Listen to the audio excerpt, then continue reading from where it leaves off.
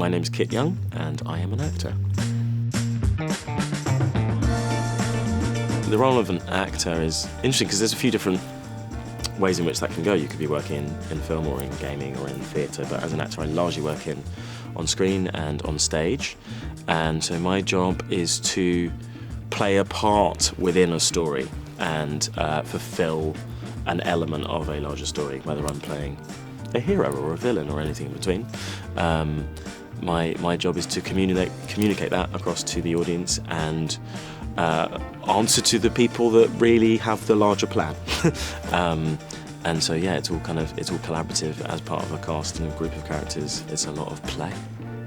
Recently, I had a film come out called Out of Darkness, which is a horror film and is about the first tribe of people on Earth. I also recently did a film called The Beautiful Game that came out at the end of last year, which is about the Homeless World Cup, which is a real charity. But most people, if they know me from anything, will be from Netflix's Shadow and Bone, where I play a character called Jesper, who is a cheeky gunslinger. That's lots of fun.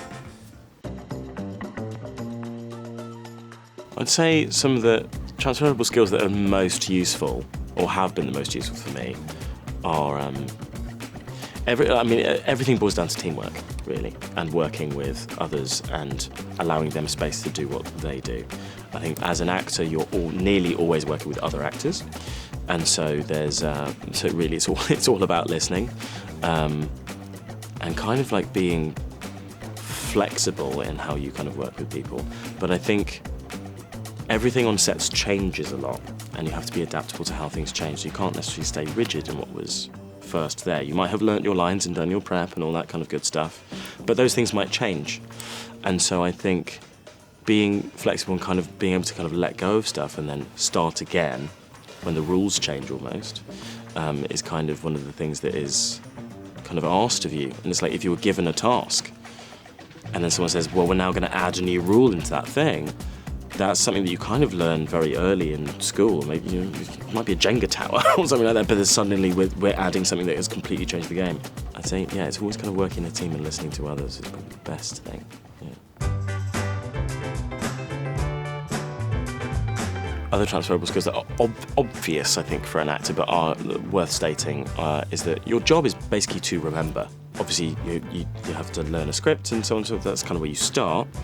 But there's also, often when you're shooting something especially, you're doing things out of sequence, so you have to remember things that you probably haven't actually done yet, but happen earlier in the story.